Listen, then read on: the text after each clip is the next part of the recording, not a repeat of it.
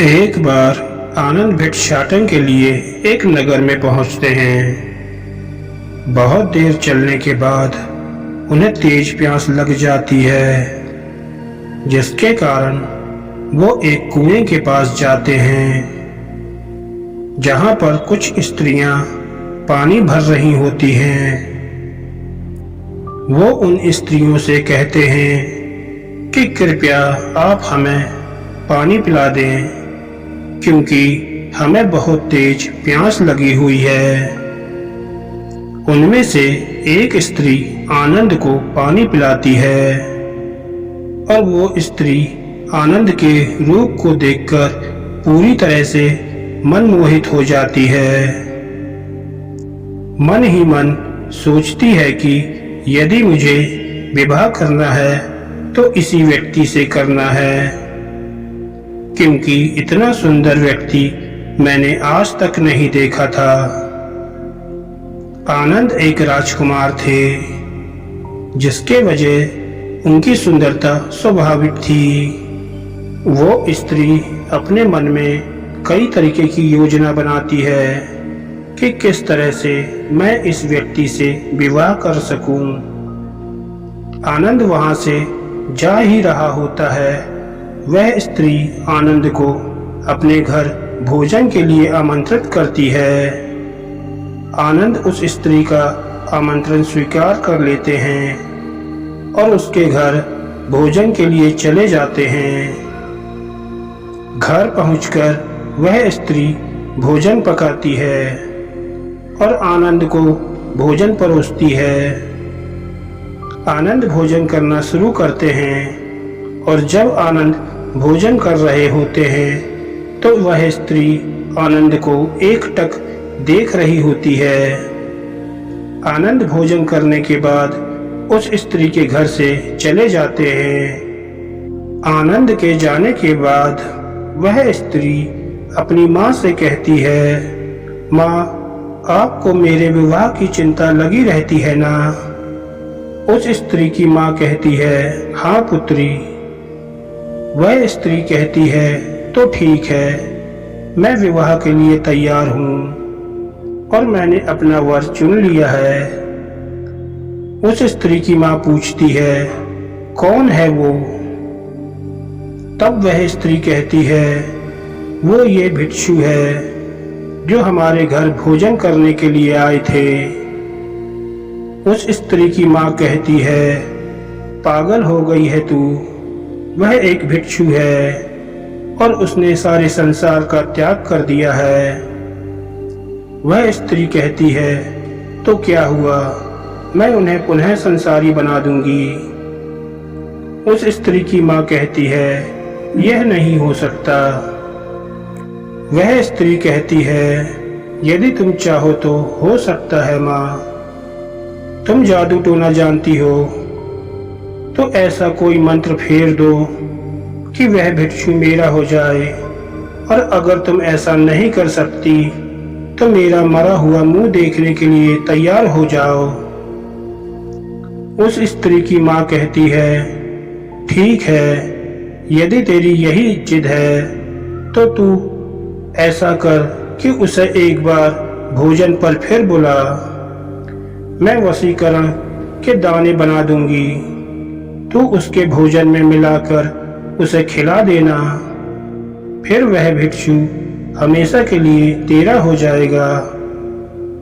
अगले दिन फिर वह स्त्री आनंद को भोजन के लिए आमंत्रित करती है। आनंद उस स्त्री की बात मान लेता है और उसके घर जाकर भोजन ग्रहण करने लगता है। उस स्त्री ने पहले से ही भोजन में वशीकरण के दाने मिला रखे होते हैं, जिसके कारण आनंद बेसुध हो जाता है। आनंद के बेसुध होते ही वह स्त्री आनंद के साथ गंधर्व विवाह की तैयारी में लग जाती है। वहां बुद्ध के पास भिक्षाटन कर सभी भिक्षु लौट आते हैं, परंतु आनंद नहीं लौटता है।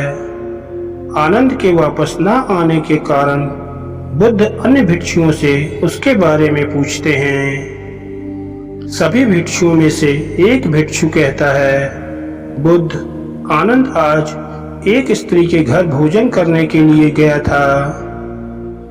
बुद्ध कहते हैं, परंतु बहुत समय हो गया है, अब तक उसे लौट आना चाहिए था। तुम जाओ और उसे देख कर आओ। वह भिक्षु उस स्त्री का घर जानता था जहां आनंद भोजन के लिए गया था। वह भिक्षु सीधा उस स्त्री के घर पहुंचता है और देखता है कि वह स्त्री आनंद के साथ गंधर्व विवाह करने की तैयारी कर रही है। इतने में ही आनंद को भी होश आ जाता है और उस स्त्री और उसकी मां की कोशिश नाकाम हो जाती है। वह भिक्षु आनंद और उन दोनों माँ बेटी को बुद्ध के पास ले जाता है और बुद्ध को पूरी घटना समझाता है। बुद्ध उस स्त्री से यह सब करने का कारण पूछते हैं। वह स्त्री बुद्ध से कहती है, मैं आनंद से प्रेम करती हूँ। बुद्ध उस स्त्री से पूछते हैं, आनंद में ऐसी क्या विशेषता है जिसने तुम्हें इतना मोहित कर दिया है? वह स्त्री कहती है, मुझे आनंद का सब कुछ अच्छा लगता है। उसकी आंखें, उसकी नाक, उसके होंठ, उसकी चाल, उसकी वाणी और सब कुछ, मैं उसे हर रूप में प्रेम करती हूँ। बुद्ध कहते हैं, आनंद में रूप और गुण तो हैं जो किसी को भी आकर्षित कर सकते हैं, परंतु क्या तुमने उसका प्रेम से भरा हृदय देखा? क्या तुम जानती हो कि आनंद सर्वाधिक प्रेम किसे करता है? वह स्त्री कहती है, मुझसे तो नहीं करता। बुद्ध कहते हैं, यही तुम चूक गई। आनंद तुमसे भी प्रेम करता है, परंतु उसके प्रेम की व्याख्या वह नहीं है जो तुम समझती हो।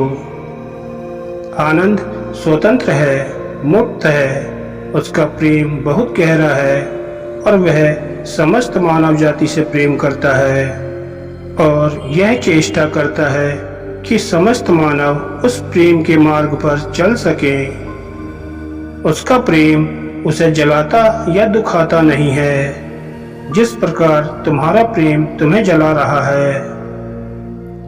यदि तुम आनंद से सच्चा प्रेम करती हो तो तुम समझोगी और उसके प्रेम में कभी बाधक नहीं बनोगी, अपितु उसके प्रेम को ऊंचाइयों तक ले जाने की चेष्टा करोगी।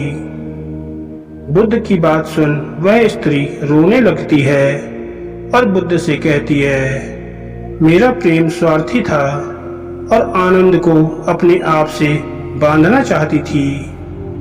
क्या मैं भी भिक्षु आनंद की तरह प्रेम कर सकती हूँ?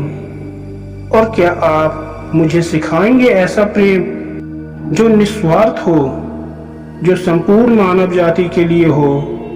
बुद्ध कहते हैं, अवश्य सिखाऊंगा। दोस्तों, आपको इस कहानी से क्या सीखने को मिला, यह हमें नीचे कमेंट बॉक्स में जरूर बताइएगा। दोस्तों, अगर आपको हमारी ये वीडियो अच्छी लगी तो प्लीज़ हमारे चैनल को लाइक और सब्सक्राइब कीजिएगा, जिससे आने वाले हमारे हर लेटेस्ट वीडियो का नोटिफिकेशन आपको मिलता रहे। धन्यवाद दोस्तों।